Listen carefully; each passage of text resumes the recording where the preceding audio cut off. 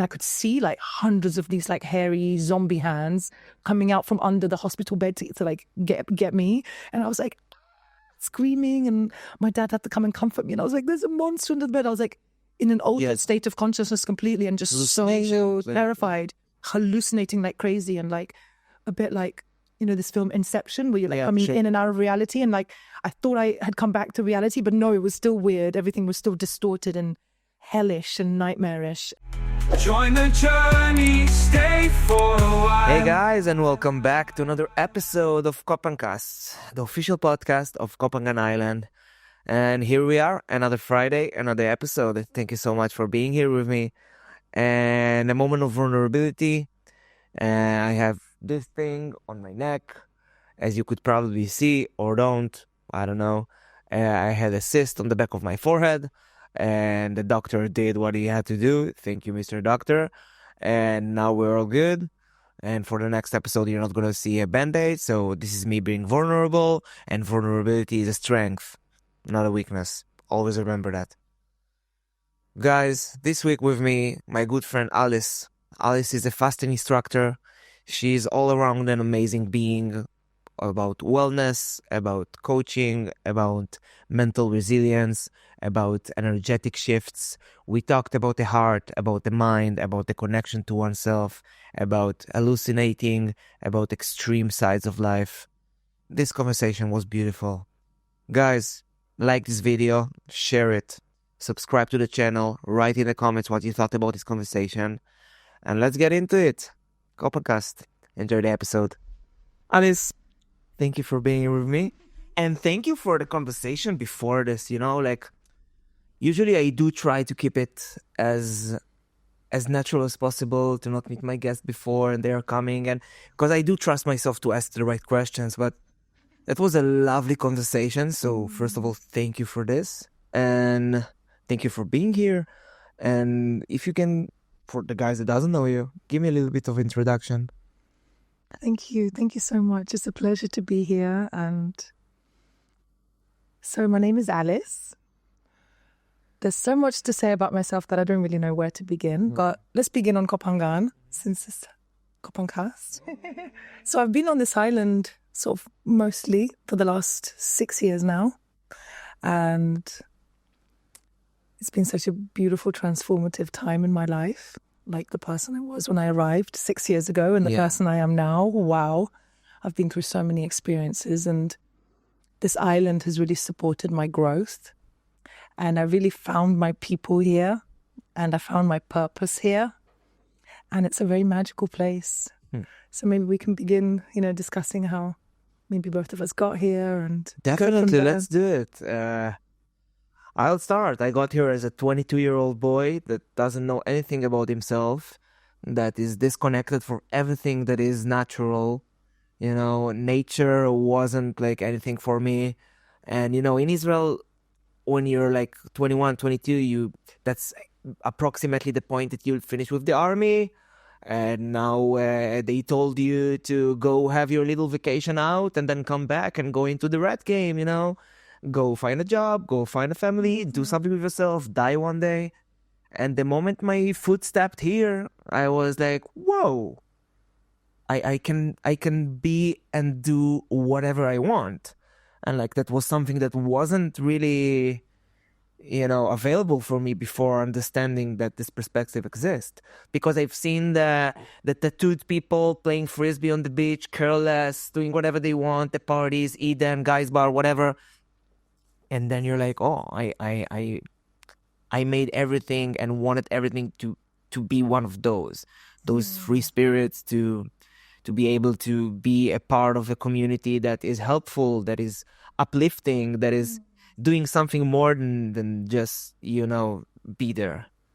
Just hedonism. And every day, whether I've been here or not, every day of my way, I was always thinking about this place. I'm going to go back there. I'm going to be there. This is my home. Like, that was the first place ever that allowed me to feel myself without judgment, without, second thought, what you're doing. So thank you, KohPhangan, for this opportunity. What a gift. Yeah. I feel like, because the feeling you describe, I only previously experienced. I grew up in the UK mostly, and I only really felt that at festivals, and there was like a crazy amount of drugs being consumed and feeling like we're all in it together. And it's this kind of like these 5 days where we don't even need our phones. We can just be free and do what we want. This like ultimate freedom. But you knew there was an end. You knew on Monday you had to go back to work or whatever. And it was kind of like very organized. There was a time limit to it. Exactly. Yeah. Right. So it's not real freedom, but you get glimpses of it and you start feeling like a thirst for this freedom, And I'm curious how long it took you from first experiencing KohPhangan to actually being in a state energetically where you're ready to be here and receive the gifts. I think that if the first time I got here was 2017, this year was the first time here that I felt like I am a part of this community for myself. I wasn't coming through anyone. I wasn't doing anything for anyone. It was me and my way and my vision of what I see I can give to this place. So 7 years here, but last 6 months was the most, crazy development in my relationship with this place. And it's only the beginning, it's crazy. It's crazy how much like you think that you bring a kind of energy to a place like this without understanding that the energy that you bring is only the base floor of the potential that you have in yourself, and that this place can help you bring out of yourself, which is another thing I love about this place, just this magnifying glass that if your routine is good and if your thoughts are good and if your all the trajectory of how you want to do your things, if your heart is good and your intentions are clear, you're gonna get what you want, which is the island provides, which is kind of almost like a cliche. Everyone says it here, but it really works 100% of the time. Yeah. For me, I first heard about KohPhangan way before I visited, many years before, and I was working at the time as a lawyer in London, in like corporate in Canary Wharf. And it's such a grey, soulless place of just like high-rise buildings. No one really lives there. It's just offices and banks. And 99.5% of people are in suits, And I started sort of like meditating and going away for Vipassana retreats and beginning to drink ayahuasca, and I connected to a really beautiful circle in London. And we wouldn't drink in London. It would be like a few hours outside of London, very nice in the nature. But in the ayahuasca circle, I made a friend, Danny is his name, and he started telling me about KohPhangan and how, every year he comes back to summer in London or Ibiza or wherever, and then he goes back for the winter season to this amazing island. And he was telling me about Zen Beach and, like the drum circles and Eden and ecstatic dance and just the vibe. And I remember at the time when he was telling me about it the first time, I even have goosebumps now. I had goosebumps all over my body, and I was like, and I've always been very connected to this kind of intuitive part of me. And I really knew there's something for me there in this place. So I began investigating and, like looking, researching and daydreaming. I'd be at my office, at my desk, like pretending to be working, but really I'd be like YouTubing and Googling things and just beginning to like visualize a reality where I actually did live here and did have the freedom of more than 23 days of annual leave per year, and it felt so limiting. And I was beginning to meet people who, had been living in Bali or in India or here or traveling around for, years, decades, some of these people, because I began to be, meeting more and more alternative people. Like I was, because, I went to a very, bless my parents, they really provided as best as they could for me. So I went to a very kind of private girls only school, very well educated, went to Oxford University. I read law. I became a lawyer. I got like, a really great job in London. I was living this very privileged life and had the career of many people's dreams. But the reality was that to me, it was very much like a prison. Yeah. and I wasn't around the people I felt I chose to be around. They didn't interest me. There were so many people that were very stuck in this mindset. You began, our discussion about this kind of very, from this station, you go to this station, you go to this station, and everything's like predetermined and written out for you. And you just go along like a good little obedient and you follow the steps. And I just felt like repulsed by the idea of this. Like I'm such a rebel in my inner space. I'm constantly, even as a child, my parents were like, my gosh, educating you and trying to teach you lessons, as a kid, like you'd find some clever way to outsmart us and then we'd be like, what now, And I was constantly seeking ways to live outside of the norm. And I was born in Romania, and then I left Romania when I was 12, moved to the UK. And then I was always like, am I Romanian? Am I British? I'm also not fully Romanian. I'm also part Russian, part Ukrainian, part Greek. My family's a real mix. And I always felt like, who am I? What's my identity? Where do I belong? Where is my place? And it became like the most overriding factor in my life to find this place. And it's not necessarily a geographical place, of course. It resonated in the 3D with me arriving in KohPhangan. And, I like sold all my belongings and I left my job and I came here, and it was like a big thing and like a proper like before and after kind of life moment. So for me, being here was like the culmination of many years of inner work and like reprogramming a lot of scarcity beliefs, like really activating my wealth consciousness, getting out of this like mindset that you have to have a job and a career and a mortgage and a 9-to-5 and a mortgage in London. It has to be here. And especially with law, you have to practice in the particular jurisdiction that you're like I couldn't even go and practice in the US if I wanted to. The box is getting it's narrower like, and narrower. Such a tiny box. And I felt like there's so much more out there for me. So me being here was like kind of pushing and pushing and pushing out of this bubble to like burst through. And once I finally did, my life became like a psychedelic experience. Like before it was kind of black and white, and then like full color, full spectrum, full magic. My God, like the contrast that exists between the ability to live here in this lifestyle and the way people live back in London and in big cities. And it's such a crazy experience to be able to live both.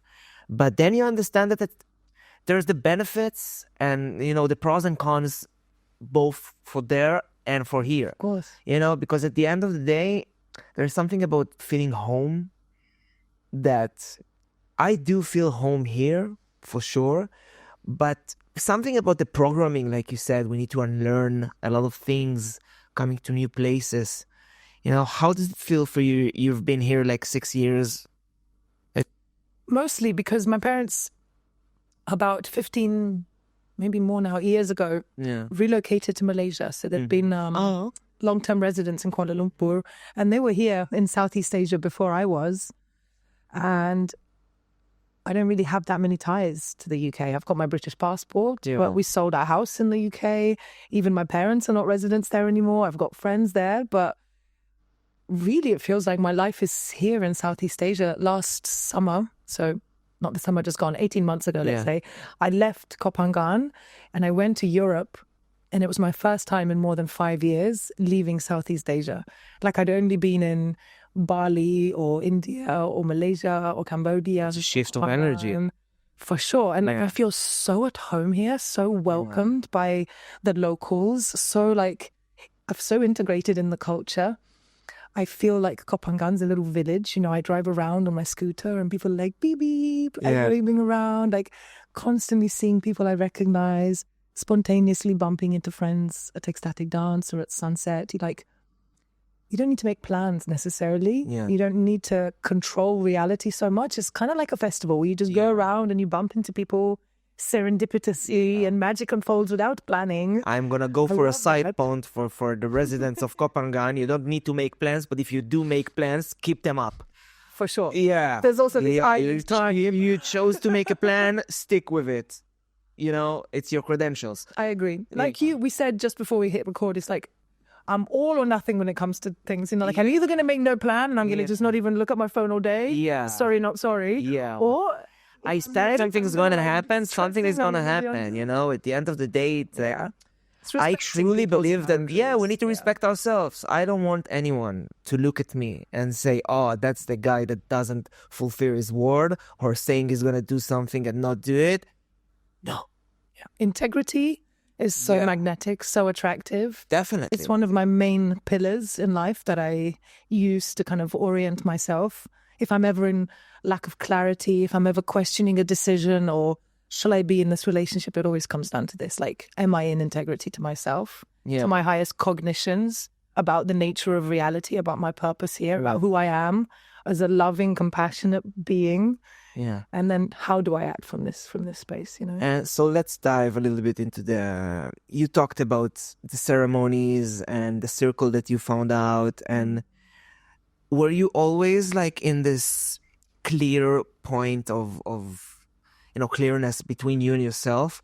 Or when did you discover the ability to just face the truth? You know what I mean? Oh, I know what you mean.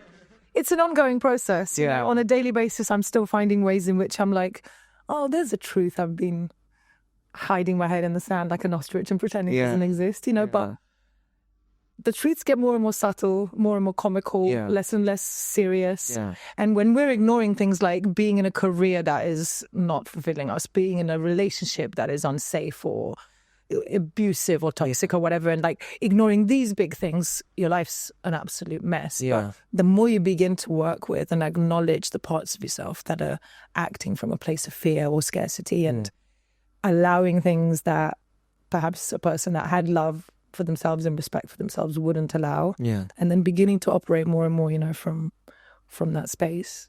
Yeah, it completely makes sense. And like it's amazing to see that. Like, I'm still trying to think with myself, how are all the people that think the same, that want to get into a new realm with themselves, to get into a new perspective with themselves, how they are all finding themselves here? You know, it's the frequency. Frequency always calls you, you know. And when you going back to what you asked earlier, you know, like I always felt this deep intensity inside me, and I can only describe it as an intense awareness. Even as a child, I would like look in the mirror for long periods of time and be looking into my eyes and being like, who is there? I can see someone alive in me. And looking into my eyes, and I look into my eyes now and I have the same connection that I had to myself as a child. And wherever I went in life, I was a very passionate and sparkly person, and I'm very blessed in many respects. I have so many gifts I've been given. I'm very comfortable in sociable situations. I can talk to pretty much anyone. But we limit ourselves in various ways. We have various beliefs that keep us stuck. And then this reality that is, in fact, so available to us. All we have to do is become aware that it exists, make a decision to go, take whatever conscious action you need to take in order to create the abundance necessary to get yourself there, and then there you are. And it sounds so simple on paper.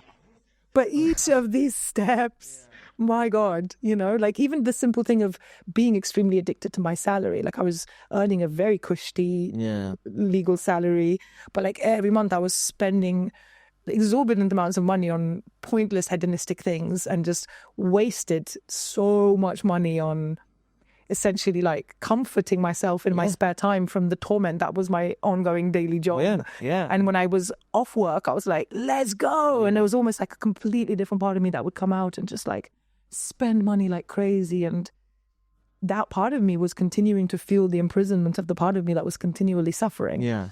But I wasn't taking ownership of that. I was still in the space of like, why me? Why did I make these silly decisions? What can I do? How can I da-da-da? And questioning, constantly questioning, but not coming to a place of clarity. And it took me drinking some ayahuasca and like attending some vipassanas where I like really had to sit with myself. There are many other versions of me inside. Definitely. And you observe the madness that can occur, and then you realize, okay, my center is here, and I'm going to connect again to this part of me, because to be living a life where you're disconnected from your higher self, from your highest, let's say, vision that you came into this life with, and you're actually just sitting at a desk doing something so unfulfilling, like not really helping anyone, not even helping yourself.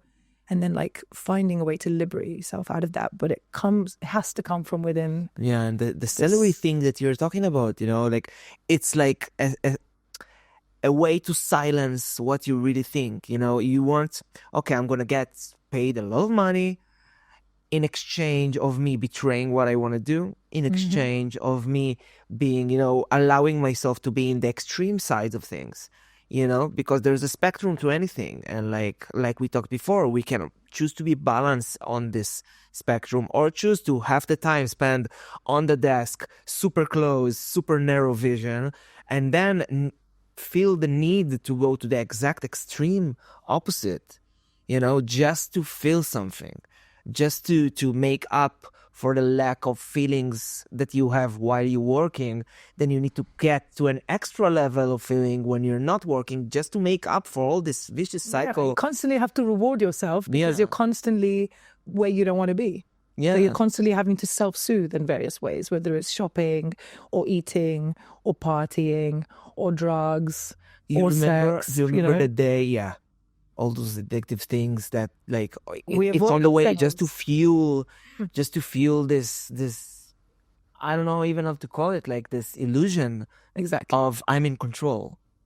Exactly. Yeah. And I'm giving myself what I need and what I want. Oh yeah, that's what I want. That's what I need. In my 30s, I was convinced that what I wanted was to continue being the ultimate party girl. Yeah. But like having a job was such a bother to this. Yeah. And I was such a good, like, I would go to parties and I was like, the life and soul of the parties, my friends, so beautiful, so cool. And I was like, if I could just do this for the rest of my life, where I'm constantly receiving praise and validation and adoration, and people are buying me drinks and offering to take me this and that place and telling me how special I am. And after a weekend of like 3 or 4 nights of this, you come home and you're high as fuck on external validation, And then you go into an office where you're just kind of like, your life soul is being sucked away. And by the time it's Friday again, it's like, I need me some validation. I better go to the club. Yeah.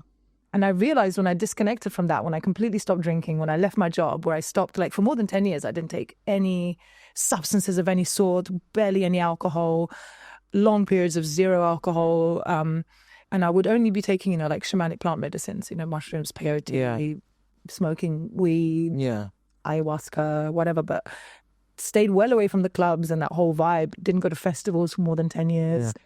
And just dove really, really deep into fasting and cleansing myself. Mm-hmm.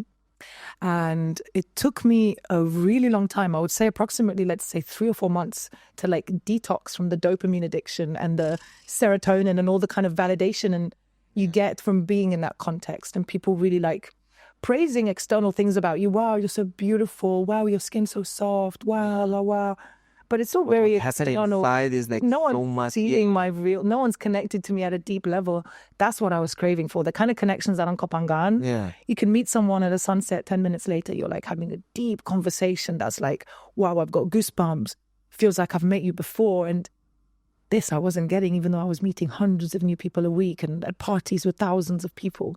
Yeah, and that there's something about looking for an external validation that is not only you're forgetting that the most important validation that you do have comes from within, but you understanding that looking for this external validation tells you that your internal validation is not enough for you.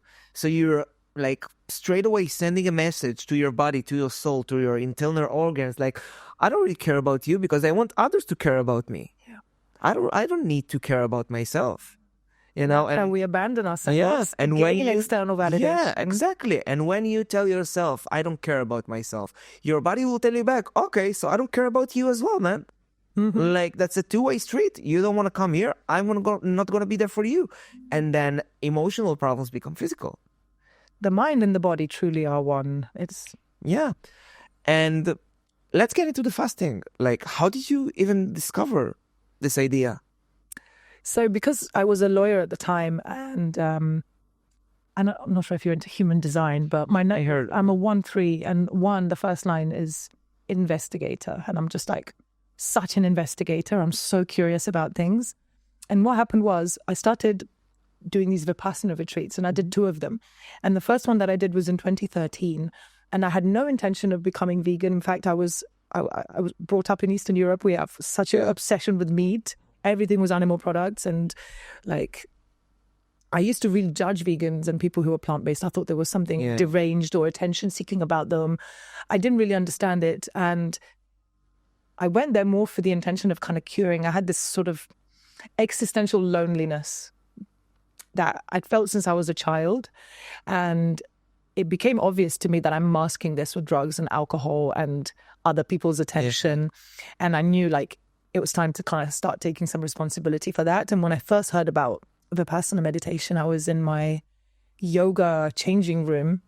I've been doing yoga for about 10 years at this point, but from a more like fitness, physical perspective, I didn't care so much. I was doing hot Bikram yoga. I just wanted to get really fit. Yeah. And these two ladies were talking about their Vipassana experiences in the changing room. And like, again, I got goosebumps all over my body. And I just sat there and I listened for about 15 minutes, just like transfixed by their conversation. And as soon as it became appropriate for me to interject, I said, ladies, please, sorry to interrupt, but can you tell me what you're talking about? My body's going crazy right now with signals. And they were so sweet and they told me all about it. And within, I don't know, maybe 6 or 7 months, I'd signed up for one. And then it takes 3 or 4 months to actually get there. Yeah. I didn't do it immediately. Like it took me some time to build up the courage, because once I started reading into it, I was like, oh my God, 10 days, no talking to anyone, alone. Whoa. And there's going to be vegan food. Ooh, you know, and I was like resisting a lot about it. But I was at the point already where I knew I had to trust this feeling in my body. The calling was there. Yeah, very strongly. Like it's like I had a rush of energy through my body. It was like, okay, wow, clear sign. And I went there and they were feeding us this nice food. And actually I was like, the food's not so bad. This is quite like on one day, it was a tough day. I think maybe day 5 or day 6.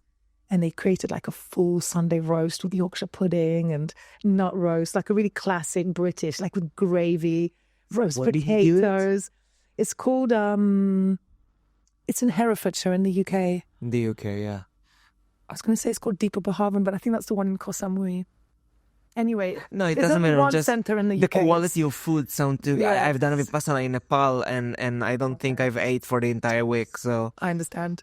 Go to the UK. Yeah. And it was in spring. It was like really nice. Very that sounds cool. But a really interesting consequence of the Vipassana, we could do an entire podcast just about this. Yeah. I won't go into it too much, but I experienced a lot of life-changing things about my own internal energy, about my own aversion and craving cycle, about my ability to transmute pain into energy. Yeah. Like I had a lot of these moments where I'm like, I'm in agony. And then I'm just like, hold on a minute. It's just pain. I am not my pain. And in that moment of awareness, like changing to like ecstatic waves of bliss, like moving through my body. And it's like, I did that with my mind, just through letting go of an idea about what pain is. Attachment and shouldn't be there. Yeah. Oh, this hurts. Poor me. Immediately let go of that. My body were like, wow, in a state of bliss and like this. So for me, the biggest lessons I took away were like existential and wow, but like I didn't expect this very practical result, which is that when I come out of the Vipassana, I couldn't wait to go and eat meat. And I went straight to Nando's. In the UK, it's like this like spicy chicken chain. And I was eating spicy chicken wings and I was like sucking them off the bone, which was like my thing that I loved.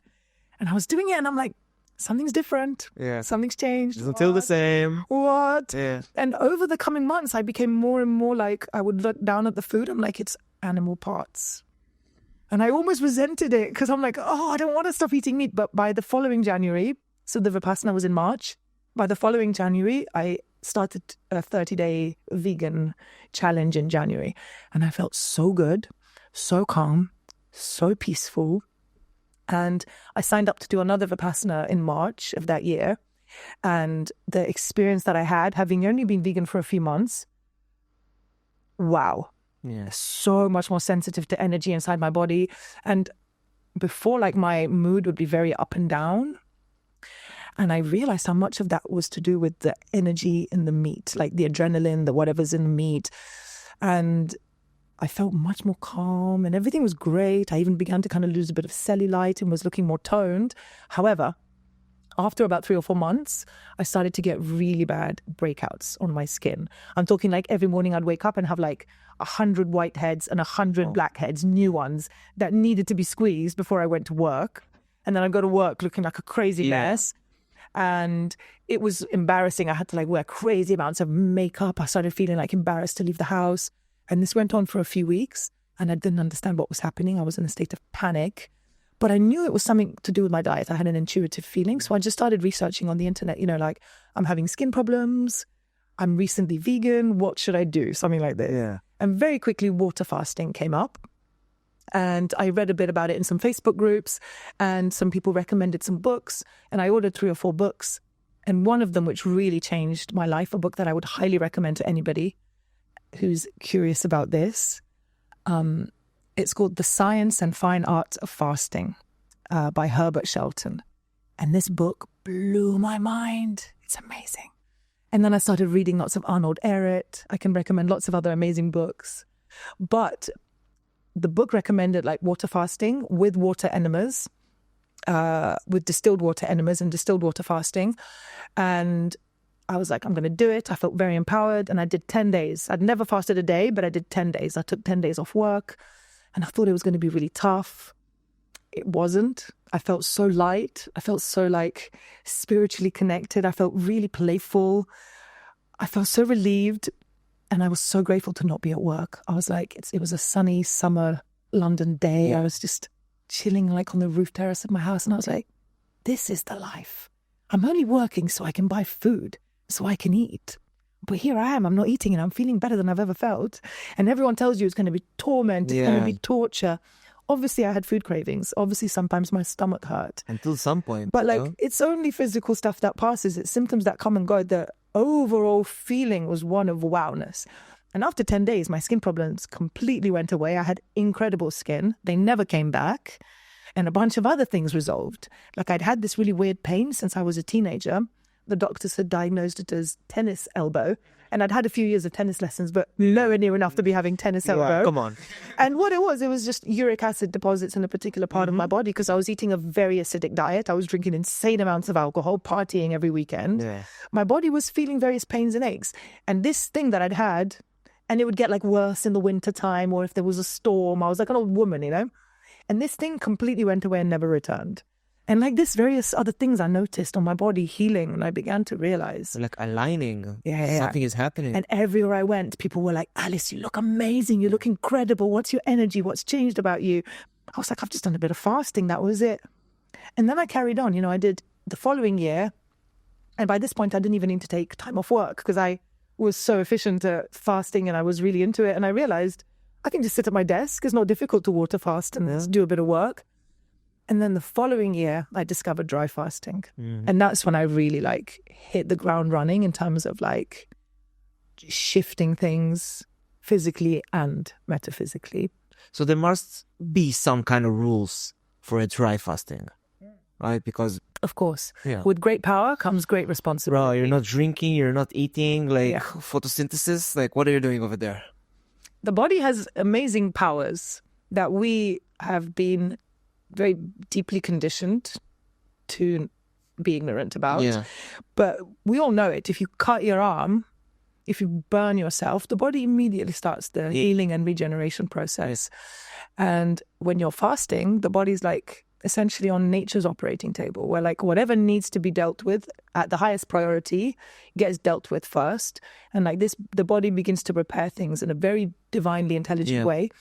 And when you remove food from the process, right, the body has all this energy that would otherwise be spent on digestion to go towards repairing and regenerating the body.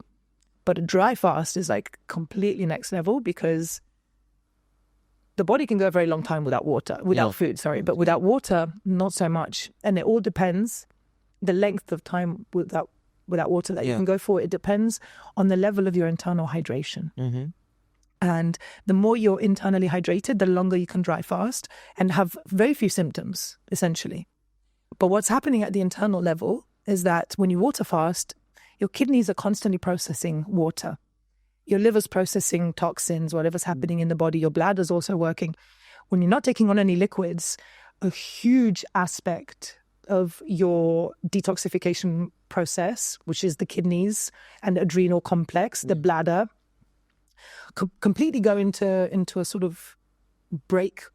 And really now, the kidneys can focus on their main job, because the main job in the body, we've been conditioned to think again that the main job of the kidneys is to process liquids. And that's one thing the kidneys do, but like the main function is to filter the lymphatic system. And the lymphatic system is essentially the equivalent of our immune system. So allopathic medicine doesn't focus on the lymphatic system. It almost completely ignores it. And the role that the lymphatic system plays within the body, they speak of that and categorize it as immunity. And is this kind of like ephemeral thing that you may or may not have, and it might depend on these things, but you never know. Yeah. Whereas like the lymphatic system, how it works, it's very clear, very scientific, very straightforward. Yeah, once you understand it, you know how to work with it. And the kidneys are an absolute linchpin. And basically, the more backed up and acidic your lymphatic system is, and essentially your lymphatic system is like the sewage, like the toilet of your body, and your blood is like the kitchen. So the blood, it only consists of about a quarter of the fluids in your body. The rest, it's all lymphatic fluid. And, you know, the blood goes and it feeds and nourishes the cells with oxygen, with vitamins, mineral salts, sugar, whatever. Yeah.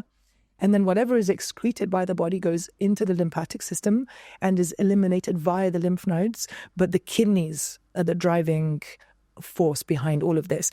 And if the function of the kidneys is low, if they're not really filtering very well, if the adrenal glands are not working well, and most people's adrenal glands are massively burnt out because of stress and overworked and stimulant use and whatever.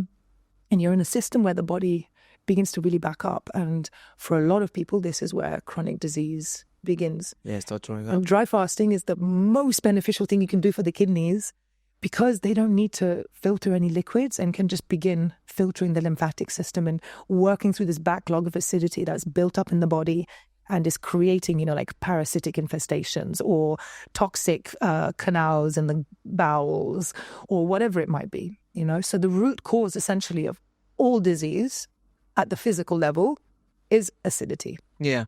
And we heal by alkalizing the system.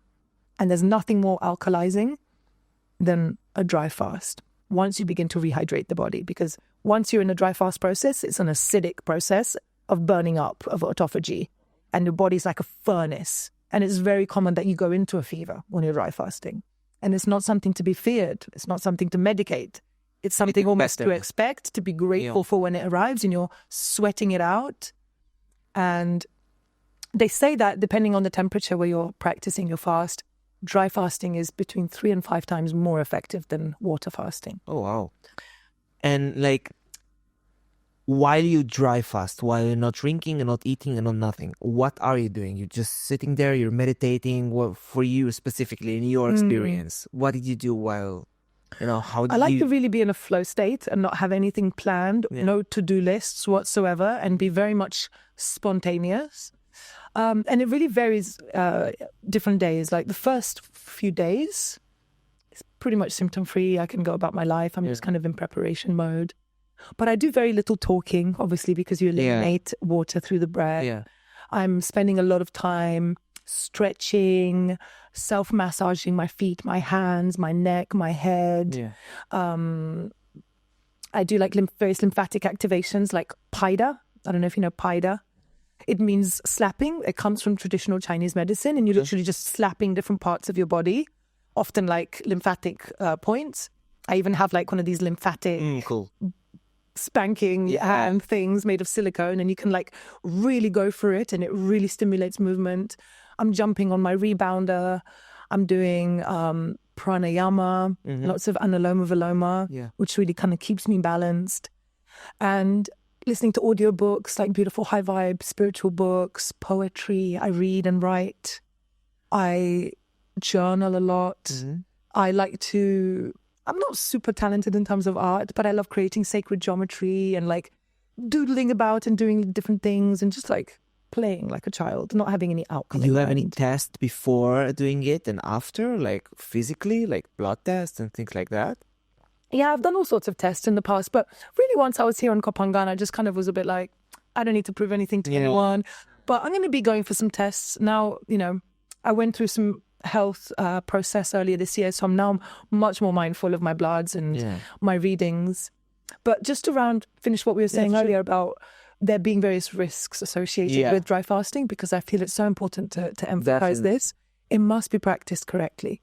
Like if you've got a blunt knife, it's like you can even be a toy and you can give it to a child if it's made of plastic and it's smooth.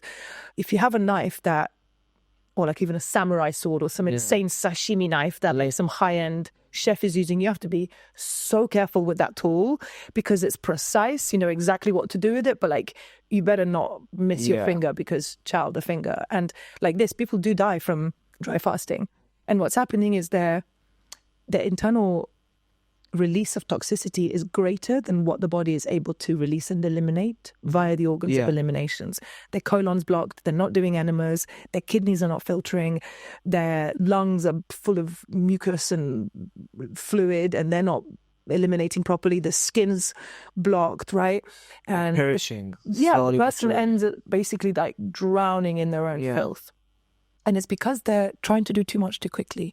And this is why that book I mentioned is called The Science and Fine Art of Fasting, because there's science behind it and it's a very specific, precise process. Like, this is how you cut. This is how you use the scalpel. The surgeon uses the scalpel to save a life. You can use a scalpel to throat someone and kill them in a horrible way, right? It's the same tool, but it's the consciousness of the person using it. Yeah. And the awareness that they have and the level of experience that they have using the tool, right? And when dry fasting is used effectively and correctly in the right place with the right intentions, in the right environment, like it has been in Russia for centuries, and there's so much science behind this and it's well documented. And the work of Dr. Filanov, if anyone's curious to research, like he's published dozens of books, so many studies with long dry fasts and curing and healing diseases that in the West, many people are dying from. And because it's coming out of Russia and not out of America or out of Europe, taking like lightly. People are like, doesn't it? It's bullshit. Oh, it's some Putin propaganda. Oh, it's these weirdos in the mountains. Oh, backwards people. You don't know how much there is in the indigenous wisdom of the Slavic people, how connected they are to the roots and the medicine and the plants and the shamanic, like Romania, Russia, Ukraine, these places are very rooted in shamanic. And also the act of believing what you're doing, like if you are going to do this dry fast, but all along the way you're going to be in a bad mental spot of like, oh, this is bullshit, I'm it will in not fear, work. I'm going to die. It will not work, it's I'm doing it for this or that, or like, you need to believe what you're doing because the intention is to come also from inside. You are the medicine. The fast is also it's a tool that you yourself are using. You're allowing yourself to be healed. Okay, so you've done your first dry fast, and obviously you're ecstatic, you're over the top, you're, oh my God, what's going on? My first dry fasts were very short. I started with 12 hours, 14 hours, 24 hours, 36 hours. It was probably a good year and a half before I did anything longer than 2 days. Because I really went about it very gently. I understand that actually when you begin to dry fast, it's not something that you're taking lightly. You're having to you're becoming like an ultra marathon runner. You're slowly training your body to be able to run 100 miles without stopping, you need to start slow to get to the place that you actually training can do it for a long time. Definitely. So people are coming to me, they're like, hey, I heard you like fasting. Can I do a 7-day dry fast? And it's like, hold on a minute. Tell me about how you eat. Tell me about your state of mind. Like, most people are so full of fear that they fear even juice fasting or they fear even water fasting. When it comes to dry fasting, so many things come up. You experience a thirst in your mouth and you think, oh, I'm going to die. Because the water industry, it's a multi-billion-dollar industry that's deeply programmed people to constantly carry a water bottle with them everywhere they go because God forbid you become dehydrated because you're going to for 1 second fall over and die. And they don't realize that actually what dehydrates you is when you're eating dry, acidic foods that are really toxic, and inside, salt, all these things that are very, very dehydrating for the body, and people are consuming in like bucket loads. And then they think they can rehydrate by drinking all of this water that's like been sitting in plastic bottles for like 2 years or 3 years. It'll do nothing. Full of microplastics and, inorganic minerals. They proudly advertise it on the bottle like sodium, potassium. It's like, these are microscopic rocks that are going to just sit in your body. But people don't understand the level of marketing that's gone on. Electrolytes. Yes, and because of this, there's so much fear around dry fasting, so much fear mongering, especially within the fasting and detox community.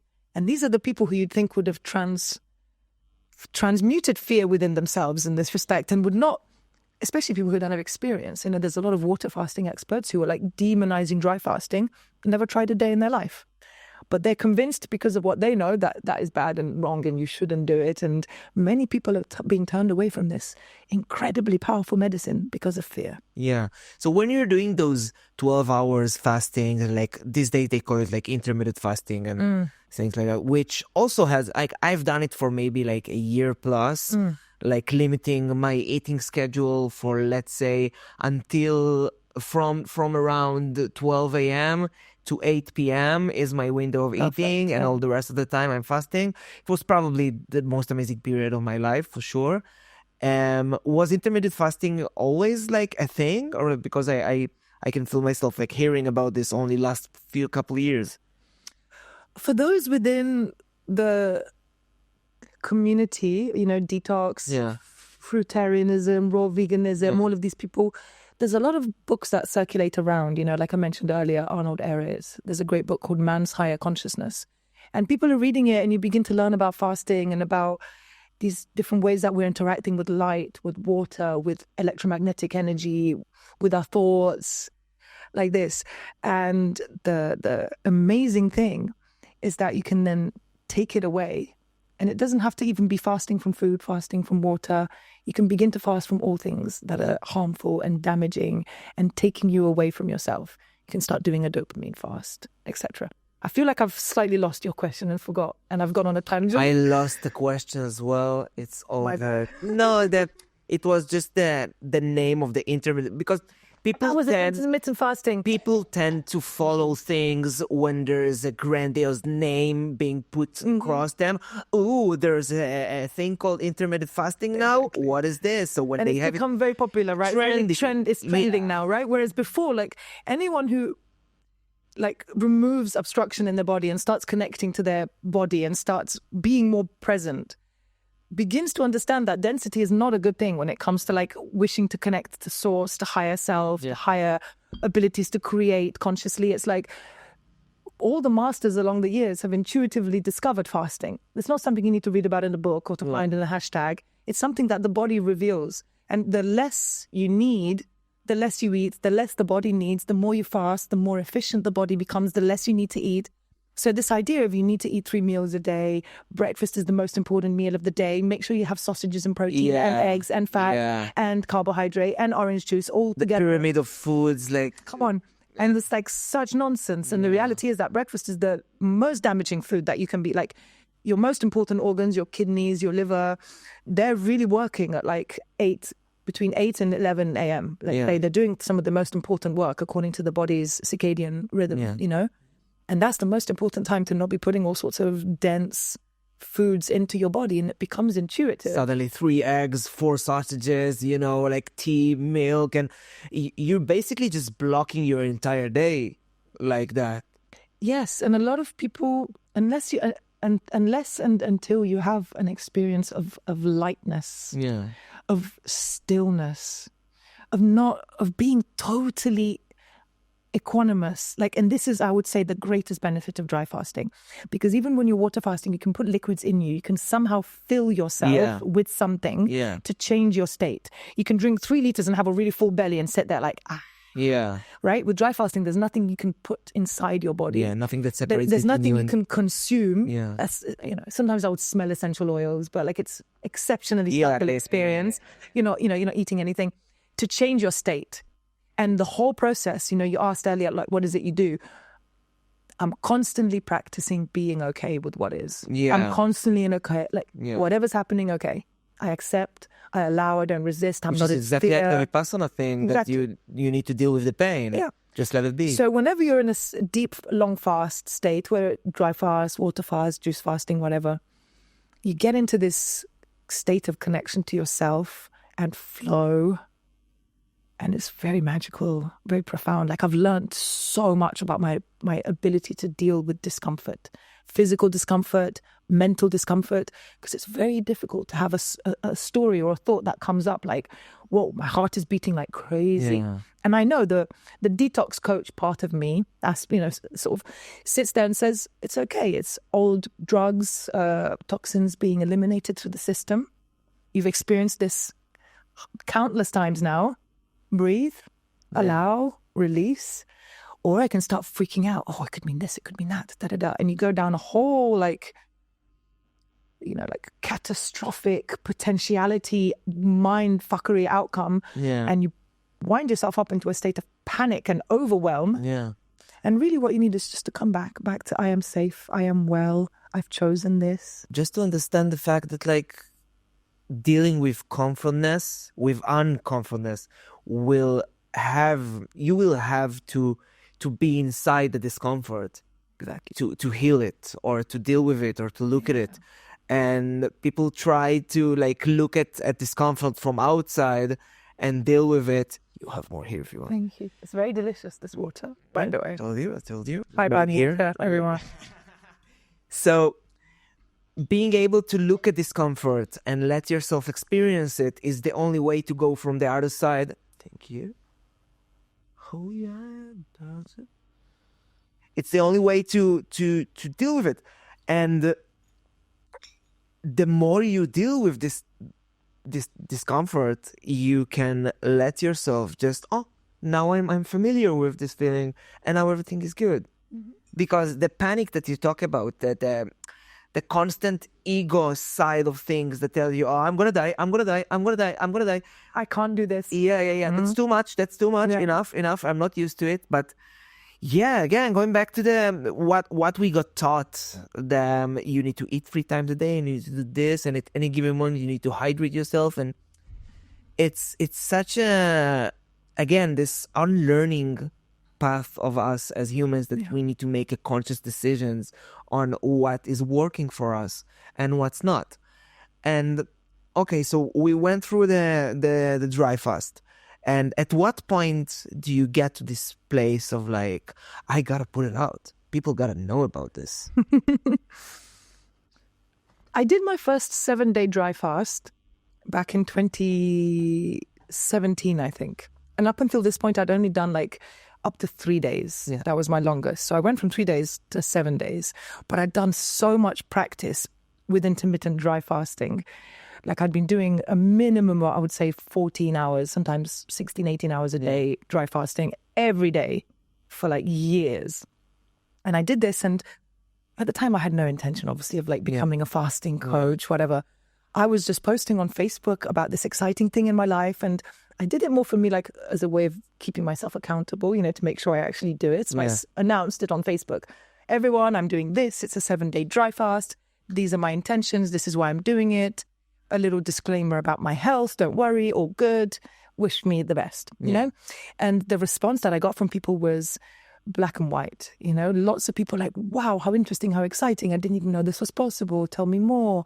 Where can I read more about this? What led you to this? And then other people, you're going to die. There's something wrong with you. You have an eating disorder. What's wrong? And I was surprised and shocked, And I found myself like beginning to have to answer people the same thing. Don't worry, I know what I'm doing. I've been reading a lot about it. I've been practicing it for years. I've actually got some ongoing health issues I'm working with. I'm not doing this from a crazy place.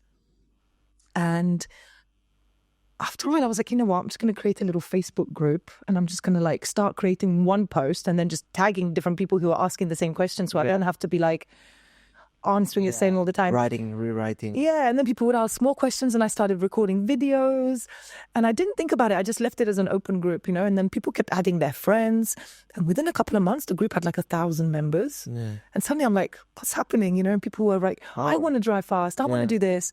And suddenly, slowly, I started posting more videos, and it became a thing. But it wasn't until 2022, I was already on the island, that I did like what is now my longest dry fast, which was 12 days. And up until this point, I'd been sharing a lot about dry fasting on my social media, coaching people, etc., etc. And I'd stopped kind of getting a lot of this negative feedback because I was in a very empowered place. I'm not entertaining trolls. If you got it, you didn't look at it. Yeah, like it didn't bother me anymore because I'd competed with it. But all of a sudden, I was announcing this 12-day thing. And I never said I'm going to do a 12-day. I just said, look, I'm going for a long dry fast. Yeah. Let's see how long I go. But I feel really spiritually called and ready. And again, I started getting a bunch of fear and stuff being projected at me.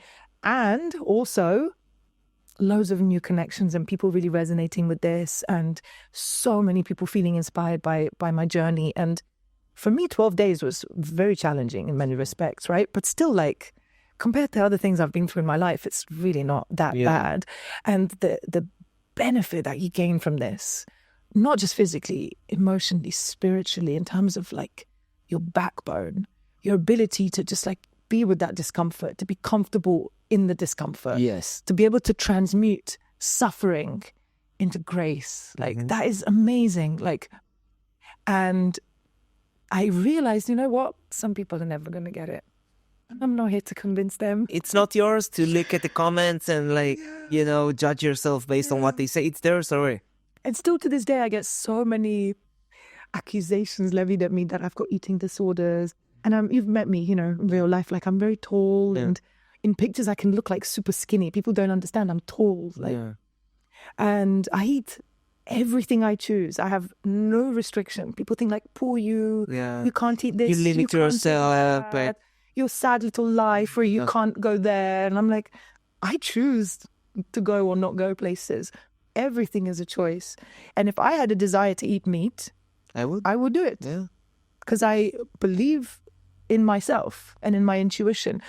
But I have no such desire. I'm so personally repulsed by seeing meat. And I love animals so much that the idea of eating them is just...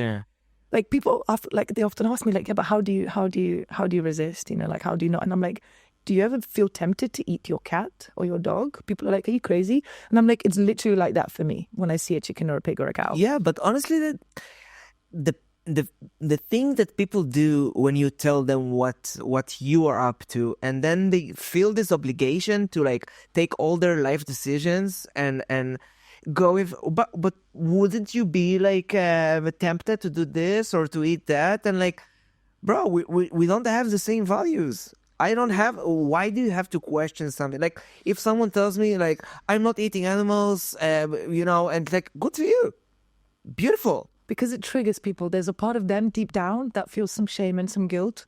For what they're doing. If you do it, but they're not do it owning fully it. hearted. If you eat animals and you have to eat animals, do it. I will not judge you based on it because it's your life, it's your circumstances, it's your equation that you have inside. Enjoy the way to do it, and enjoy the process, and enjoy the solution that it will bring to you. You know, but this need for people to come to crawl into your life, like, oh, what are you doing with this, and what are you gonna do with that, and how are you gonna do? What about your protein? And your 12? Yeah. So I've been vegan for a year, like a couple of years back, but I've been a bad vegan. You know, I didn't eat what I needed to, and it was mostly around like fast food that didn't include like meat or protein and shit. And I got super sick because of it, because I didn't eat right. But it doesn't mean that you cannot do it in the right way. Of course. And also, I invite you to reframe this image of yourself as a bad vegan, right? Because you weren't. You were doing the best with what you had, with the tools available to you, with your experience level. I've been a bad vegan. Well, I've been a bad vegan. Around good vegans, yeah. That's for sure. No, I had a girlfriend at the time, super vegan, so we're like making all the stuff and everything is super healthy, but I chose to just, you know, disintegrate into this blob. Roll on up. Yeah. This vegan. I'm vegan, yeah. What a guy will do for a woman, huh? Okay, and 12 days of fasting. You're going inside, you got to your last time, 4 days, 3 days, 5 days, 6 days, 7 days. What's the feeling like? It's one of being like in an altered state of consciousness. Like at times you feel almost giddy with excitement. At times you feel like complete stillness and just peace and very little movement happening in your thought space. and just a lot of like that kind of general monkey mind, OCD, like anally retentive, like ruminating thoughts aspect of ourselves that exists within all of us. It's like that part just, and suddenly it's like stillness and silence, and you move much more slowly because obviously you can get up and you can walk around, but you're not just going to bounce out, and like you have to be much more mindful with your movements. After let's say day 3, 4, I begin to get a little bit dizzy, which is low blood pressure, which is adrenal glands going through a process. And sometimes I'm like, oh, I'm a bit dizzy. I might need 10 seconds before I can stand up, and maybe I need to like hold on to the side of the wall, and you're in this kind of sensitive state. And I tend to not be around other people if I can help it, because you're very sensitive to energy, and you realize how important it is to really be in your own space. And some people can come in with some of their own fear or their anxiety, and you're, like a sponge for it. So I love to be in nature. I love to smell flowers and listen to beautiful music and like put my body in this kind of parasympathetic nervous system state as much as possible. Doing gentle shaking and like trauma release, moving and rotating my neck, like always finding different subtle ways that I can like connect to myself and stay in my body. And you're very much in your body when you're fasting, because we're very much dissociated from our bodies. But when you're fasting, there's a constant feeling of like hunger or thirst or anticipation for eating, or like which day is it, or how far am I from the whatever. And there's this this is going to finish at some point, and there's this process energy around it. But overall, I feel very content, very happy. And what's important for me, and I mentioned earlier, is to not have responsibilities. Like once I was doing a dry fast, and at the time I was doing freelance legal work, kind of mostly drafting contracts for people and rewriting various legal documents. And there was one guy and I'd like booked myself out for that week. My calendar was closed, but a client messaged me privately, and he's been a long-term client, and he was like, please, I really need this turning around. And I was on like, I don't know, day 3 or something of a dry fast. And I said I'd do it. And it was only about 3 or 4 hours of work. Yeah. And I said, look, you're going to have to pay me 50% extra because I'm like on holiday right now, basically. And he was like, please do it. I'll do anything. And I did it. And the whole time I was just like, wow, I don't want to do this. Yeah. Like it's when you're doing something that's not in alignment with your highest potential and cognitions, and you feel like you're just going through the motions with the thing you should do because you have to, like compulsion based on fear of letting people down. It became like the biggest suck. And I realized then, like, what a gift, this experience, this message of your entire life. Love, self-love means you're connected to this part of yourself where you're not putting yourself in places you don't choose to be, where it doesn't feel safe, where it doesn't feel abundant, where you don't feel met or chosen or invited, of removing yourself from situations that don't feel in alignment, and not ignoring this part of us that's like the child that's like, no, I don't want to eat that, I don't want to do that, I don't want to go there, like over there looks way more fun, can we go there and play? It's like, who are you to say to that child, no, stay here where it sucks? Because that's you yourself you're talking to, right? And fasting like really helped me become very gentle. You have to be so gentle with yourself and constantly reparent yourself and talk to yourself as a child. And I had some interesting experiences, if you'd like to hear. There's 2 that I'll mention. One is, I think it was on about day 8 or 9 of my 12-day dry fast. And I have Siberian roots. So my mum's mum, my grandma on my maternal side, came from Siberia. And there's all sorts of very dark family history. And my great-granddad basically ended up being sent by Stalin to a gulag. Even though he'd done nothing wrong, he like sent his own people to die in prison. And he actually managed to get away at the end. He was released, and they were like, you can go home now. And it took him like over 3 years to walk back to his village and find his family. And can you imagine? It's a story. Yeah. So I'm in this dry fast. It's like day 8, day 9. And as I mentioned earlier, it was very common to get feverish. And I was super feverish. And so feverish that I was essentially in a state of like coming in and out of consciousness. And it didn't last very long. I would say it lasted on and off less than 6 hours, I would say, the whole process. But I was like shivering like crazy. And even now, maybe you can see I've got goosebumps talking about it. And my teeth were like And in my space where I was in a gulag, and I was like, is my family alive? Am I ever going to be able to get back to them? Am I going to survive this? Where am I going to get food? And I was like clearing, I think, some kind of ancestral trauma that, because we carry this trauma in our physical. And at the same time, like I would come in and out of consciousness where like in my out of consciousness state, I would be in the gulag experience and it was as vivid as any reality. And I would come back to this reality and I'm like, oh, I'm actually fasting and I'm just in a fever process. Then back into, I keep hitting this, I'm so sorry. It's all good. And back into my process, being in the gulag. Yeah. And I don't know whether I connected somehow to my great-grandfather, whether it was just kind of like an archetypal experience that I went through, but it felt very completing. And afterwards, when the fever ended, I felt so light. And suddenly I had loads of energy. I was like on the trampoline, whereas before I'd been kind of mostly lying down for a couple of days. So a big energy release occurred. And I had a big kind of kundalini activation as a result of this karmic completion process, whatever it was. And the second thing I'll share with you, and I'm very interested to hear your reflections, was a dream that I had, and very powerful for me, especially when I'm fasting, the dreams.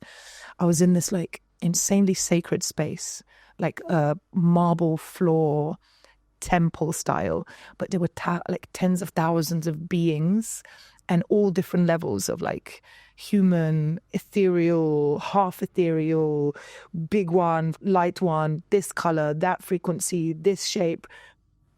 Oh, this one's a human with a cat head, like all sorts of things you can imagine. And they all had their spots and they were all like perfectly placed, like meditating in this space. And I'm being led by these entities and I feel so much love emanating from them. And this dream is like vivid as fuck. Yeah. And I'm feeling everything in my inner space, like a G-force kind of feeling. And they invite me in, this is your space. And I sat down and immediately everyone began like chanting. And I felt it like the power of like tens of thousands of beings like, oh. And there were kind of some beings kind of in the front that were sort of leading the ceremony. And they began speaking to me telepathically. And I could see that they were speaking telepathically to all of the beings there. And they were saying, all of you have been specifically chosen to be here. This is a great gift being bestowed upon you. You're now going to go back to your world and continue being a light, but you're now activated and you've received darshan from the highest lights. Yeah. Enjoy, close your eyes, receive. And then there began these like mega like overtones, singing mantras, and my whole body was reverberating with frequencies. And I woke up like, what just happened? Yeah. What just happened? It was so profound. My reflection of it, honestly, the only reason to call it a dream is to steer away from what others are going to say about this experience. As I see it, that's not a dream. That's just a place you went to visit. And that's a realm that when we get to a certain frequency within ourselves and we connect ourselves, it's like, you have all the regular frequencies that you connect to, anger, shame, and enlightenment, all of those. But then you have some that is super specific that you can tap into, different worlds. It happens on DMT trips and ayahuasca and like, no visions, no dreams, experiences, being able to sit in the room with different entities that I found myself in a couple rooms like that, but on psychedelics and things like that, but ain't no dream involved in it. You were exactly where you were supposed to be, doing what you needed to do, looking at what you needed to see in order to bring more help for all of us, to create like at the deepest level of how I perceive reality, we all have this part on creating if all the humankind is one big soul or consciousness, like we're all the 0.0001 of performance that we can give it, that was your part that exact day, you are one of the perspective of the big human being that is just learning how to perceive itself, but from the sideways, from the, looking at ourselves, but from outside. That's why we have more than one perspective in my eyes, for me to look at your perspective and to teach me more about mine. Reflections always. Exactly. Right? Yeah. Exactly. Like, because it's all oneness. Like, it is.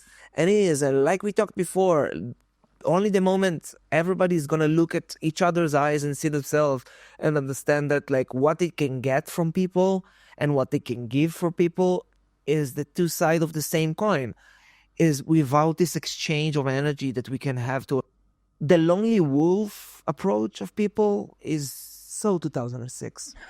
Like, we can win this so much better. We're together, and we have so much more space to create and to allow and to respect each other when we are sitting at the same table together, because we have enough. We have enough. We have enough. More than enough. Enough is an understatement on what's we are going thriving. We have an abundance. Yeah. I love when you called it superabundance. Like, superabundance. In your perspective, what is the difference between regular abundance and superabundance? Great question. Yeah.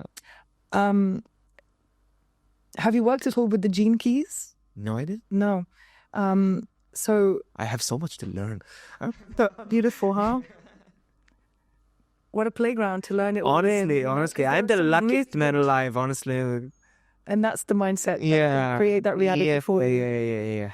But yeah, so gene keys, I mentioned human design earlier. Gene keys is kind of like a evolution of human design. It came from the human design teachings, and it's based on like sort of like your astrological placements. But it's such a profound transmission. The teacher, he's called Richard Rudd. I resonate with him profoundly. And what he's done in his sort of download that he received is that he basically connected the 64 genomes of our DNA with the 64 hexagrams of the I Ching, and distilled essentially the wisdom of each of the hexagram of the I Ching and associated it to one of our genetic codes. And then each has a gene key, as it were. And there's 64 gene keys. And it's all based around language, which is why I think particularly going to appreciate this. Definitely. So for each gene key, there is a particular frequency, and there's the shadow frequency, the gift frequency, and the siddhi frequency. And the siddhi is kind of like the highest actualized version of that very specific and precise frequency. And depending on your chart, you're working with different of these frequencies. And one of the 64 siddhis in the gene keys is superabundance. So I've always loved the word abundance, but as soon as I worked with the gene keys and I started reading more and more about it, suddenly I was like, superabundance.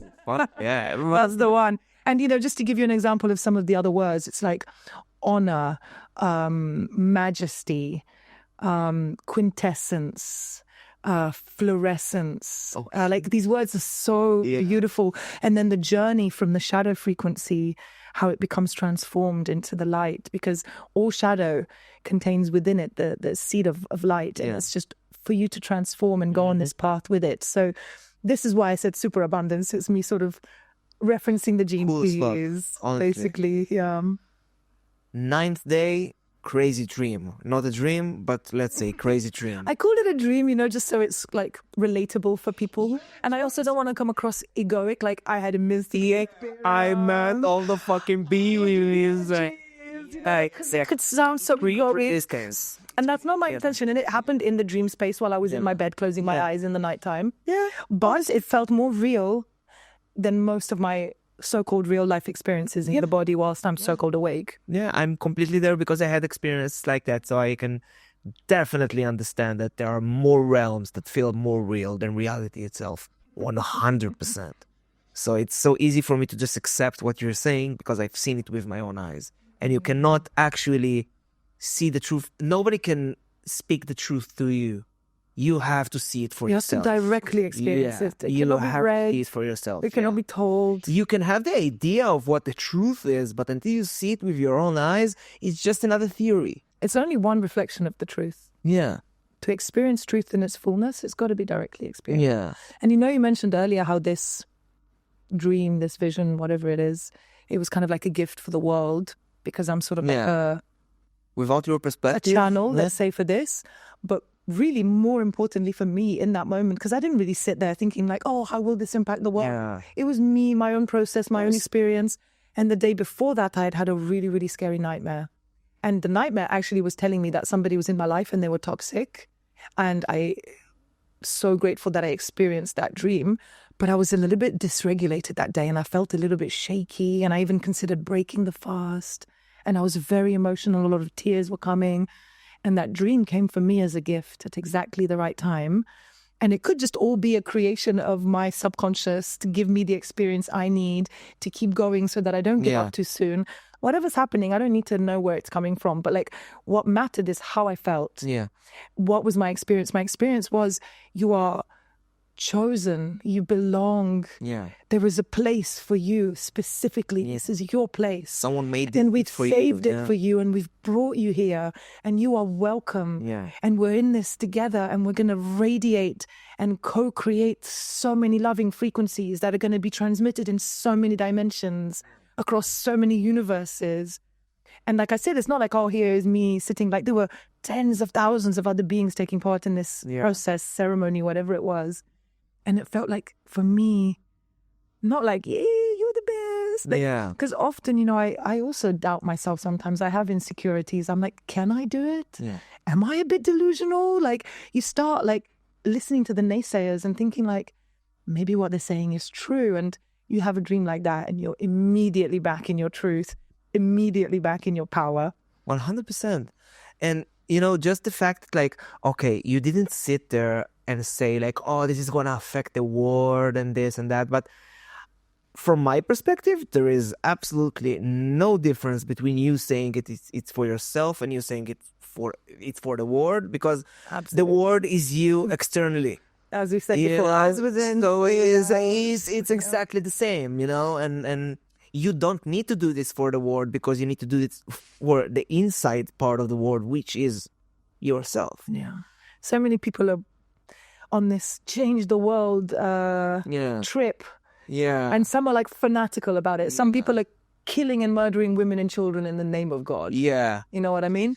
Yeah. And it's you within yourself. This is the change. And once I truly acknowledged that, I was able to leave my terrible job where I felt so stuck. I was able to leave my salary dependence. I was able to move to my dream island and find my tribe of amazing people. But until I raised myself by myself, like no one's gonna do it for you. Definitely. And how did this fast end? Come on, I wanna listen to the story. So basically, on day 12, it got to a point where physically I could have carried on, but emotionally I was crying so much. Yeah. And it was a very emotional process for me. And it just got to a point where, like when I'm working with clients and I say to them, look, here's a list of like 25 points, like keep an eye on them constantly as signs to know whether to break a fast, a dry fast. Yeah. Because safety is essential when you're dry fasting.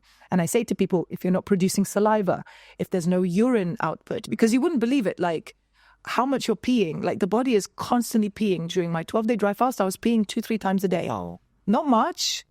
But like I remember during one dry fast, I collected all of my pee over 7 days. I put it in jars each day. I was curious. And I had by the end 6 500 milliliter jars of pee that came out of me in 7 days. People don't realize that your body is constantly having to hydrate itself, otherwise you will die. So fat is being broken down like really, really quickly because fat cells are 70% water.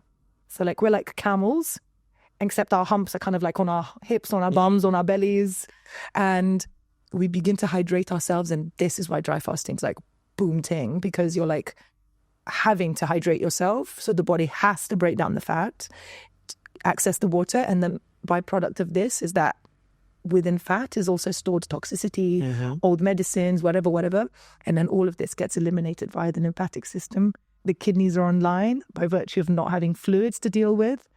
And you're a transformed person at the end of it. Like at the end of 12 days, one of the checkpoints that I mentioned is extremely strong emotional output, that even after journaling, even after like an hour of a sound bath, you're still like emotionally just time to break the fast, because it's a sign. And so I had to listen to my own. I had to listen to my own intelligence, you know. So I chose after 12 days to break the fast. Yeah.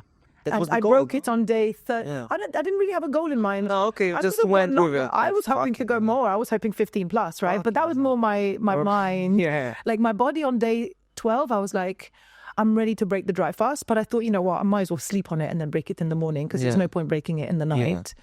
So on day 13, basically, after like 12 days and 13 nights of dry fasting, I had some... Because I was really craving something hot. I wanted something to like go through all of this like lymphatic, what is happening here. And I made myself lemon, ginger, and some raw honey tea. And when I drank it, it was like one of the most religious experiences of my life. When it was like going down my throat, like soothing with yummy, sweet tea. And then a couple of hours later, I did an enema. Because this is one of the most important things. If you're going to dry fast, you have to do colon cleansing. All these people who are dry fasting without colon cleansing, they're the ones dying, and then people blame the dry fast. Yeah. You started it, might as well finish like you got to do it properly, and the stuff that comes out of you after a dry fast, it's so fucking humbling. No one will ever doubt the power of colon cleansing after you go. I did once a 7-day dry fast. I went to see Sazu. She's on the island. She's a colonic therapy. She does gravity colonics. She's amazing. I recommend her for anyone interested. She's going to be here also? Yeah. Sweet.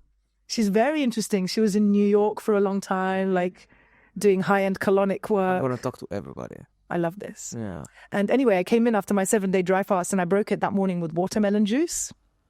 Because the stringent juices are very helpful to help like push everything through, you know. And then I went for a colonic, and the stuff that was coming out of me was like black liquid tar. Oh shit. And there's this kind of glass tube where you can like see what's coming out, and I could see it, and I was like, ooh. And she was so excited. She was like yelping, and she said, I've never seen this in my life except like once or twice with some like crazy advanced fasting, like some guy in New York had done maybe, I don't know, 60 days on wheatgrass juice or something like this. And then she saw the black goo. So, 7 days on dry fasting, damn. And afterwards, like I had to get a taxi to Sazu's because I couldn't get on my bike. I could barely walk. I was like really primed out, after 7 days. Makes sense. After the enema, like a couple of liters of juice, 2-3 hours later, the colonic, not enema. And I was like skippity, hopping down the road. I'm back. So much energy because it's all about eliminating. So much comes out of you in a dry fast and it must come out. And you got to do enemas or colonics until it comes out pretty much clear. And for the next day, I was doing enemas probably every day for the next 10 days. And stuff continued to come out of me like vile, ancient, demonic. Yeah. All of it. So yeah, and afterwards I felt so light. Everyone who saw me was like, Alice, wow, your energy. Yeah. My skin floating like a baby. And I'm 41 years old. Everyone I meet thinks I'm still in my 20s. Mm-hmm. And I'm certain that, the fasting and the dry fasting in particular has played a big impact in this. The dry fasting and your ability to be clear enough with yourself to understand that you are capable to experience those things, Of course. The mental blockage of people that say that like, yeah, I can try it. I don't think it's going to do enough. Not with this attitude, it won't. Yeah, exactly. The moment that you do have the understanding with yourself that I'm going to do it and it's going to affect me and everything's going to be beautiful, that's why it's end up like it is. Because you allow yourself to experience it. And if the door is shut, nobody's going to get inside or nothing is going to get inside. And this is really most people's greatest stumbling block. And I'm talking here from having over 200, fasting and detox clients over the years. It's their own mind, their own limiting belief. And I'm talking to myself as much as I am to you. It's like my own mind. The mind can be our greatest enemy or can be our greatest teacher and friend. Yeah. And the more we begin to align with our body more than our mind, the more I feel that we get to a space of freedom and power, because the mind is where you're acting from a conditioned place more often than not. The body has got all this wisdom and intelligence behind it, but it's listening to the mind because the mind is directing the body. So if you can tell your body, you're disgusting, like your body, your heart. You're going to experience that in your life. People will treat you like this and your body will start to experience pain. But like I've learned, loving your body, speaking very lovingly to yourself, and then engaging in these acts, whether it's fasting, whether it's a daily practice, whether it's going for a run, whether it's massage and body work, whatever it is, like giving yourself this self-love, and then being more and more and more in your body. Yeah, connected. And every time you give yourself this opportunity, every time you listen to yourself, the voice that you're listening to is getting louder. And all the voices, like, I always do this thing between the heart and the mind, because as I see it, the mind is only fixated on asking questions, and there are no answers coming from the mind. But the heart has no questions, because it's only giving you answers. So the internal dialogue between your mind and your heart, your mind is asking the questions, your heart is giving the answers. But the problem starts when you're starting to rely on them, not based on their the responsibility inside your body. Okay, so the mind exists to navigate you with the questions, and the heart and the body exists just to allow yourself to experience what happens when you answer these questions of the mind. So if you choose to go only based on that, again, extremism, you gotta find the balance. 2025 is the year of balance, guys. Just find the middle and do what makes you happy, but enjoy the moment.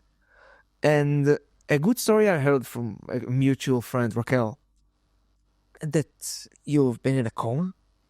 Yeah. Last year, I almost died. It was really wild. I have always been very healthy. Like, I started fasting, and if I'd get a cold, it would pass in like 24 hours or less. I would go for many years without any symptoms whatsoever. I never got COVID. I've never had dengue. I've never struggled here with anything. But I'm a very open and very sensitive and very emotional person. And some of my greatest work, and I say this with a lot of humility, has been in the sphere of relating. And, it's one thing to be eating healthy and fasting and microplastics and distilling your water. But if you've got toxic people in your life who are like constantly like stressing you out, and you're constantly in survival mode, never feeling safe. And, you mentioned this mind constantly asking questions. Why is the mind doing that? Because we're in survival mode, because the mind, the ego, is trying to keep you safe. That's the thing. And you do it by staying hypervigilant, by constantly observing your surroundings and being in this activated fight or flight state, right? Or we're freezing, falling, and being codependent and allowing these really toxic energies in our lives, people who take advantage of us, people who manipulate us, people who lie to us, people who gaslight us, people who are fucking manipulative, and they figure out what it is that makes you tick and then serve it to you on a silver platter, only to just like remove the mask later and for you to be like, what? Yeah. And I had one of these classic archetypal experiences, and someone really broke my heart and behaved very badly. And when I left and broke up and ended everything, he didn't even have the common decency to like actually let me go. He like hoovered me back in and made all these promises. And the result of it is that I was continuing to connect with this really toxic person for way longer than I should have. Yeah. I ignored so many red flags. It was such an up-leveling experience for me. But what happened, I basically, because of the stress, because of like high cortisol levels for months and months and months, there's a direct correlation between cortisol in the body, high levels of cortisol, adrenaline, stress, and insulin. Because you need the insulin to deliver the sugar to the cells for you to have the energy to run away from the tiger. Exactly. So ongoing high insulin levels, insulin resistance. And eventually this is diagnosed within allopathic medicine as diabetes. And what happened to me, I was basically in a diabetic coma. And I ended up also with sepsis, like full body sepsis. Wow. And they really thought I was going to die. They didn't know when I was going to wake up from my coma, if I was going to be brain dead, if I was going to have organ damage, if I was going to be a vegetable. Yeah. They called my parents. They were like, you have to come, it's super critical. My poor dad literally drove from Malaysia, from Kuala Lumpur, because they're long-term residents there. They've got a car. He just like packed a weekend bag, drove straight to Donsac, got on the ferry. And I woke up and I saw my dad, and there he was. But I was in the coma for 3.5 days. And afterwards, they were like, yeah, you've developed type 1 diabetes, which is an autoimmune condition. Like, essentially, medicine says we don't know what causes this. It's an unknown reason why the body's attacking itself. Obviously, it's stress, right? And the doctors, I went to see so many specialists, because initially the doctors were like, oh, it's because you're eating this vegan diet, not enough protein, too much sugar. That's why you've got this diabetes. But I'm like, I've been eating this way for more than 10 years. And like a year ago, I had my bloods tested and the doctors were like, wow, everything's amazing. And even after that, my parents had like their own blood sugar monitor and I got it tested maybe 6 or 9 months before this incident. And the reading was great. So I was doing absolutely fine. It wasn't my diet. Again, so much fear mongering and ignorance. It was stress. Yeah. And the fact that I wasn't allowing myself to really close the door on this exceptionally painful chapter of my life. And I believed this person's, and instead I should have really been protecting myself and creating the distance that was necessary for me to heal and to begin processing what had happened. But instead I was in this kind of like frozen state. And he was also like coming to the island in like 2 or 3 months. And I was like beginning to feel increasingly more and more anxious about it. And my body just fucking shut down because of stress. And I'm great now. Thank goodness. 3 days in a bed, in a hospital, and any religious experience, tunnels? To be honest, it was the first day that I woke up because they put me, because of the sepsis, I was on intravenous antibiotics for 7 days. And I hadn't had antibiotics for more than 25 years. And my body was so clean. And the doctors were actually, because they were aware of this, once they saw my medical history, they were like, you're so lucky that you haven't taken antibiotics because your body was extremely responsive to them. And normally they give you the weakest one that they can, and then they see if you need other or more. And they didn't initially give me some crazy one, right? And if I hadn't responded well, they would have given me more and more and more until it worked. Definitely. But the very first one they tried, it worked, bam. And they were like, look, it's because you haven't taken antibiotics for so long. I have a completely different understanding of what antibiotics are and how the body works. I had done so much to build my body that it took a fucking beating, but still I was alive and I have a strong will to survive. And I really feel my mission here is not complete. So I wasn't going to go. But I have to say, for like the first couple of days after I woke up from my coma, I was in like nightmarish like realms. And it was like in and out of a, again, dreamlike state, but I was like hallucinating in real life. At one point, I thought there were monsters under my bed, and it was like such a child experience, this process of like monster under my bed. But it literally felt like, and I could see like hundreds of these like hairy zombie hands coming out from under the hospital bed to like get me.